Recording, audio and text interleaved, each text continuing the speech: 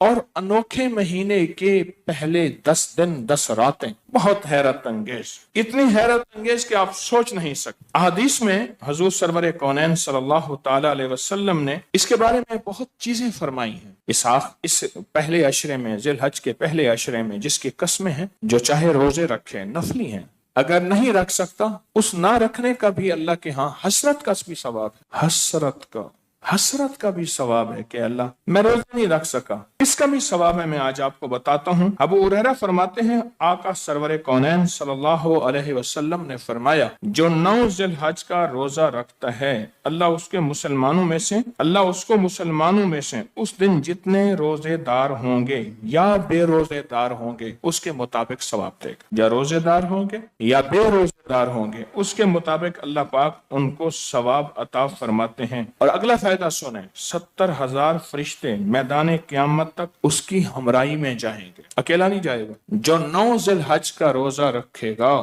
70,000 فرشتے قیامت کے دن اس کی ہمراہی میں جائیں گے کہ ہم تیرے ساتھ ہیں، تو تنہا نہ ہو، تجھے خوف نہ آئے، قیامت کی ہولناکیاں، قیامت کی سختیاں، وامتاز اليوم ایھا المجرمون، مجرم علیحدہ ہو جائیں، تجھے پریشانی نہ ہو، اس کے ہمراہ جائیں گے 70,000 فرشتے۔ اور میزان کے قائم ہونے کے وقت اور میدان قیامت سے پل صراط تک اور پل صراط سے جنت تک اور ہر قدم پر اس کی سواری چلتی جائے گی۔ یہ لوگ ساتھ جائیں گے، کہاں ساتھ جائیں گے؟ میزان جب نیکیاں تولی جائیں گی، قیامت، پل صراط، پھر جنت، ہر قدم پہ۔ اور اگلی عجیب بات ہے، اس کو نئی بشارتیں سنائیں گے، کیونکہ اکیلا ہوگا، اس وقت سب چھوڑ چکے ہوں گے، اس وقت سب چھوڑ جائیں گے، ہوگا اکیلا، پریشان ہوگا، نفسا نفسی ہوگی، ہر وقت ہر جگہ، تو میں کون، بھائی بہن کون، ماں بیٹی کون، سب ختم، نفسا نفسی ہوگی۔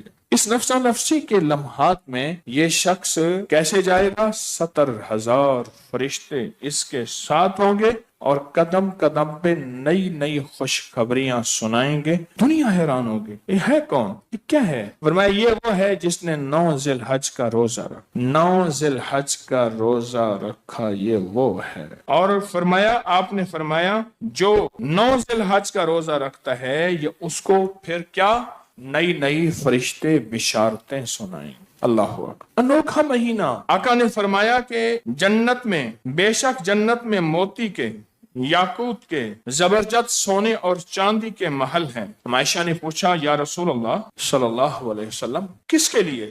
فرمایا عائشہ جو 9 ذی الحج کا روزہ رکھتا ہے، جو 9 ذی الحج کا روزہ رکھتا ہے، یہ اس کے لیے سونے چاندی، زمرد، عقیق، زبرجد، یاقوت، مرجان۔ اور جو 9 ذی الحج کا روزے دار ہو کر صبح کرتا ہے، اللہ اس پر خیر کے 30 دروازے کھولتا ہے اور اس سے شر کے 30 دروازے بند کرتا ہے۔ خیر کے، خیر، یہ آج جو روزی مجھے مل رہی، اس میں خیر ہے، رزق مل رہا یہ خیر ہے، عزت مل رہی یہ خیر ہے، مجھے سجدوں کی توفیق خیر، اللہ کہنا خیر، اللہ کا نام لینا خیر، کملی والے پہ درود خیر، قیام خیر، التحیات خیر، یہ سب خیر ہے۔ اللہ جس پہ خیر کا ایک ذرہ بھیج دے، ساری کائنات سے افضل ہو جائے نبی علیہ السلام کے بعد، سوچو جس پہ خیر کے 30 دروازے کھلے ہیں، اور ایک دروازے کی وسعت مشرق سے مغرب تک، اور وہ مشرق سے مغرب کی وسعت میرا رب جانے اور آج تک کی سائنس بھی نہ جانے۔ میں کہ جب صبح ہوگی، 9 ذی الحج کی صبح ہوگی، اللہ اس پر خیر کے 30 دروازے کھولیں۔ جو 9 ذی الحج کا روزہ رکھ، اللہ اس پہ خیر کے 30 دروازے کھولیں، اور اللہ پاک اس سے شر کے 30 دروازے بند کر دیں گے۔ جادو شر ہے، جنات شر ہے، حاسدین شر، کینہ شر، انتقام شر، نظر بد شر، کسی کا بدلہ شر، اور میرے اوپر کوئی وار ہے شر ہے، وہ وار کتے کی کھوپڑی ہے، بندر کی کھوپڑی ہے، کتے کا خون ہے، بندر کی کھوپڑی یا خون ہے، خنزیر ہے، وہ ناپاک عمل ہے، ناپاک چیزیں ہیں، کوئی منتر ہے، کوئی تنتر ہے، کوئی ریمیا ہے، کوئی کیمیا ہے، کوئی ادیمیا ہے، کوئی سیمیا ہے، اس میں سے کچھ چیزیں ہیں، یہ سب اگر شر ہے تو وہ شر ہے، اللہ اس سے شر کے 30 دروازے۔ اور فرمایا گناہ شر ہے، بدکاری شر ہے، آنکھیں، کان، سارا یہ شر ہے، ہر وہ عمل جو میرے اللہ اس کے حبیب کو نامنظور ہو، ناراض کرے، شر ہے، اللہ شر کے 30 دروازے بند کرے گا۔